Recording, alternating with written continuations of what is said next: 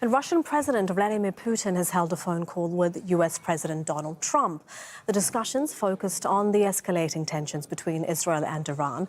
Putin condemned Israel's attacks against Iran.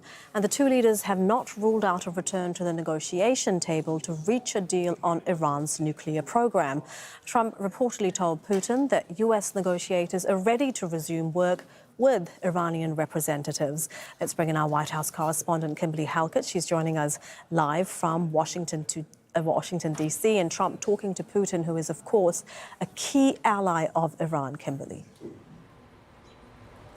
That's right. And we believe, although it's not 100% clear, but we believe that this call was initiated by the Russian President Vladimir Putin. It lasted about 50 minutes. And in that call, we understand that the Kremlin believes that this was a useful conversation. The goal of the call was for Vladimir Putin to brief President Trump on two conversations that he held previously, one with the leader of Iran, the other with the Prime Minister of Israel, Benjamin Netanyahu. Now, in this conversation, what we know that Vladimir Putin stressed is the importance of trying to resolve this peacefully in terms of Israel's strikes on Iran, but also with a diplomacy that would allow for an agreement that's mutually beneficial. Now, Russia also committing to making sure that this de-escalates through diplomacy and offering to mediate in the services in order to try and achieve that goal. What we also know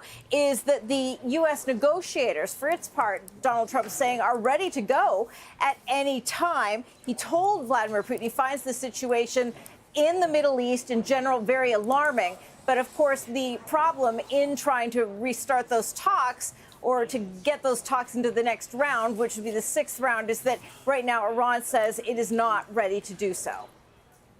And Kimberly, Putin joins a list of world leaders who've spoken to Trump since Israel launched its attacks and who have condemned Israel's action.